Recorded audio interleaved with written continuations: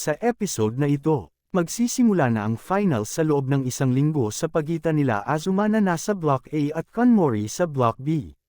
Sinabi ni Kuroyanagi na kung sino ang magwawagi sa kompetisyon ay makakatanggap ng 1,000,000 yen. Makakapag-aral sa bansang France at bibigyan ng pagkakataon makapagtrabaho sa main branch. Sinabi ni Tsukino na hindi madali ang magiging laban na darating para kay Azuma, dahil si Kanmori ay partner ng kanyang stepsister na si Yukino. Binati naman ni Kirisaki si Azuma dahil sa pagpasok nito sa finals. At humingi din ito ng tawad dahil pinagdudahan niya si Azuma noong una. At sinabi ni Azuma na ito ay kanyang kalimutan na lamang. At kinausap ni Kirisaki si Kawachi tungkol sa lumabas na investigasyon. Kung bakit hindi umalsa ang Do sa laban niya, dahil sa protein hydrolysing enzymes. Ngunit ang tanong ni Azuma kung hindi ba dapat tao ang tinutukoy niya. Sinagot ito ni Kirisaki na ipagpapatuloy pa ulit ang investigasyon. At hanggat hindi pa natatapos ay mahirap ang magbintang. At ito ay hindi naman ikinatuwa ni Matsushiro. Inawat at pinahinahon ni Kawachi si Matsushiro at sinabi niya na kahit pa magdemand sila ng isang rematch, dahil sa madidiskubreng sakali na pandaraya ay hindi pa rin daw siya mananalo kay Kanmori. At sinabi ni Kawachi na makakaganti din siya, dahil sa tatalunan siya ni Azuma sa finals. Sinabi ni Kawachi na magre-relax na muna siya at pinauubaya niya na ang laban kay Azuma.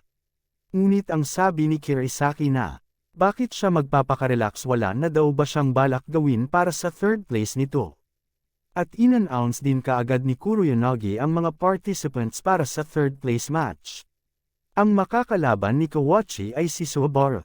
At ikinagulat ito ni Kawachi. Sinabi ni Kirisaki na, kung si Kawachi ang magiging third place winner. Bukod sa 300,000 yen at scholarship sa bansang France ay maaari rin siya mag-apply bilang isang baker sa main branch. Ang sabi ni Matsushiro, nung panahon ng laban niya noon, na prize money lang ang ibinibigay sa third place. At mukha yatang dumadami na ng dumadami ang prizes. At nagsalita naman si Tsukino na, sa kanila nga ay isang backpack lang ang binibigay o ang premyo noon. At ang para sa fourth place winner, isa lang worth 2,000 yen collector's card. At napagtanto ni Kawachi na napakalayo ng diferensya ng premyo. Sinabi ni Matsushiro kay Kawachi, na meron pa siyang 1 linggo bago ang laban. At may pinapupuntahan itong tao kay Kawachi. Ito rin daw ang nagturo sa kanya ng pinakaimportanteng bagay tungkol sa mga tinapay. Pupunta na si Kawachi sa kanyang destinasyon, na sinabi sa kanya ni Matsushiro. Ngunit sinabi muna nito kay Azuma, kung ano ang nakikita niya kay Kanmori. At sa tingin niya na ito ay maaari rin na nagtataglay din ng Solar Hands. At ikinagulat ito ni Azuma. Ngunit kumpiyansa siya at hindi niya ito iniisip. Dahil nagpapasalamat siya na mayroon rin siyang angking abilidad, at magiging patas lang silang dalawa ni Kanmori. At sinabi ni Matsushiro na, hindi lamang sila patas. Kundi mas lamang si Azuma dahil silang lahat ay may mga tiwala sa isa't isa.